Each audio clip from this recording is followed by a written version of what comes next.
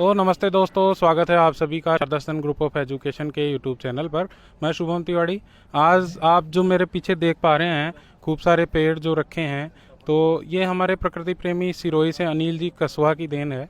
अनिल जी कसवा एक जनहितैषी संस्थान चलाते हैं जो 2021 से रजिस्टर्ड है। आज हम उनसे मिलेंगे मनोहर जी सर के साथ और उनको इंट्रोड्यूस करेंगे कि उन्होंने किस प्रकार से अपनी संस्थान को आगे बढ़ाने के लिए, प्रकृति से बच्चों के प्रेम को बढ़ाने के लिए, या हम यूं कह दें कि एक समय ऐसा था जब बच्चे चुरा करके अपने पेड़ जो है लगाया करते थे। जब एक बार मुहिम चली थी सरकार की, जब सरकार ने जंगलों को लगाया था, उस समय जंगलों में खूब सारे पेड़ों की सप्लाई हुआ करती थी और बच्चे स्कूलों में जा कर के रात्रि को वहाँ से पेड़ चुरा करके लाते थे और फिर लगाते थे। उस समय में और आज के समय में बहुत फ़र्क है। जब पेड़ देने के बाद भी बच्चे उससे इतना प्रेम नहीं करते हैं जितना उस समय रात को चुरा करके, लगा करके और पूरी देखभाल करके किया करते थे। तो मैं स्वागत करता हूँ अनिल जी कसवा का और मनोहर जी सर का कि वो अपनी संस्थान के बारे में और इस मुहिम के बारे में सबको इंट्रोड्यूस करवाएं। नमस्ते, धन्यवाद शुभम जी।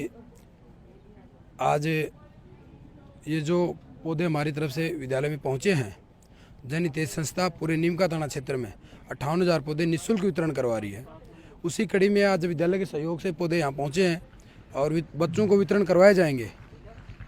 पौधे वितरण करवाना, पौधे लगवाना, ये तो पुण्य का कार्य है ही है। साथ में ही लोगों को प्रेरणा देने के लिए, बच्चों में जागृति पैदा करने के लिए संस्था ने स्कूलों को चूज किया है ताकि बच्चे इस चीज़ से जुड़े। आने वाला जो भविष्य खतरे में दिखाई दे रहा है, ग्लोबल वार्मिंग की वजह से जो गर्मी बढ़ती जा रही है, ग्लेशियर पिघलते जा रहे हैं, हिमाचल जैसे प्रदेश में जो सुंदरता और शालीनता के लिए जाना जाता था, आज वहाँ तबाही मची हुई है। मुख्य कारण यही है कि हमारे राजस्थान में जहाँ 33% मात्रा में पौधे होने चाहिए थे, वो आज 9% पे हैं और काउंटिंग की जाए तो भविष्य में तो और भी नीचे होंगे। और श्रावण मास चल रहा है, उसके बावजूद भी बारिश का हम लोगों को इंतजार करना पड़ रहा है।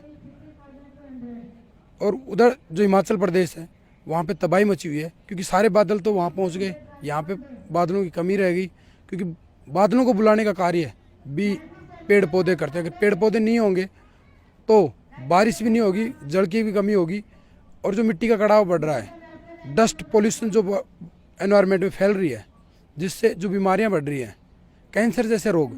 हमने पिछले दिनों पढ़ा था कहीं, एक स्टडी में पता चला है कि शहरी क्षेत्रों में कैंसर के पीड़ित ज़्यादा हैं। कारण क्या है? क्योंकि जो पर्याप्त मात्रा में ऑक्सीजन लोगों को नहीं मिल पा रही है, उसकी वजह से जो बीमारियां फैल रही हैं, कैंसर जैसा बड़ी बीमारी है वो फैल रही है, उसका मुख्य कारण ऑक्सीजन की कमी है। तो मैं यही कहूँगा लोगों को ज़्यादा से ज़्यादा अपने जीवन काल में एक पेड़ जरूर हर साल लगाना चाहिए। धन्यवाद, thank you. Manohar Lal Kumawat, principal Sharda Sadan college of education. अभी भागम भाग भरी इस दुनिया में लोग भूल गए हैं प्रकृति को, जबकि प्रकृति ही हमें सब कुछ प्रदान करती है। ये आप भी जानते हैं दोस्तों और हम सब भी जानते हैं। लेकिन कुछ दिनचर्या ऐसी बदल गई है लोगों की कि वो इस प्रकृति की सुंदरता को ख़त्म करते जा रहे हैं। केवल सुंदरता ही नहीं, वो अपने जीवन को ख़त्म करते जा रहे हैं।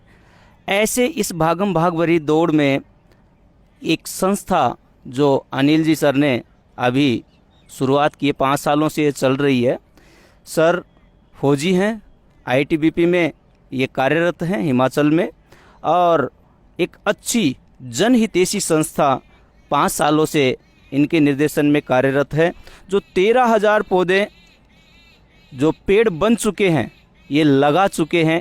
ये धन्यवाद के पात्र हैं कि प्रकृति की इस सुरम्य सुंदरता को बढ़ाने के लिए इन्होंने ये मुहिम चलाई है, जो न केवल हिमाचल में, राजस्थान में भी ये अग्रणी चल रहे हैं। और इनके साथ जो सहयोगी रूप में कार्य कर रहे हैं हमारे पास के ही मंडोली गांव के ही विजय जी कुमावत, जिन्हें प्रकृति प्रेमी के नाम से आसपास के क्षेत्र में जाना जाता है, वो इनका पूरा सहयोग कर रहे हैं। साथ ही योगेश काजला जी जो सिरोही से हैं, ये भी प्रकृति प्रेमी के नाम से जाने जाते हैं। जहाँ भी कोई उत्सव दिखाई देता है, जहाँ भी कोई समारोह दिखाई देता है, जहाँ भी कहीं किसी का जन्मदिन, जो नेतागण हैं उनके जन्मदिन होते हैं, वहाँ पर ये पौधा वितरण करके अपनी प्रकृति प्रेमिता को दर्शाते हैं।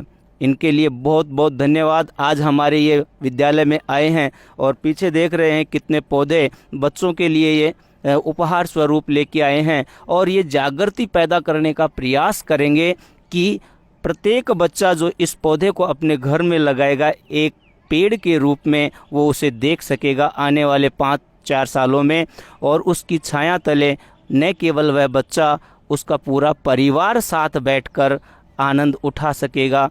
तो एक बार फिर से मैं सर का धन्यवाद करना चाहूँगा कि उन्होंने जो ये मुहिम चलाई है वो अति श्रेष्ठ है और एक प्रेरणा देने वाली मुहिम है।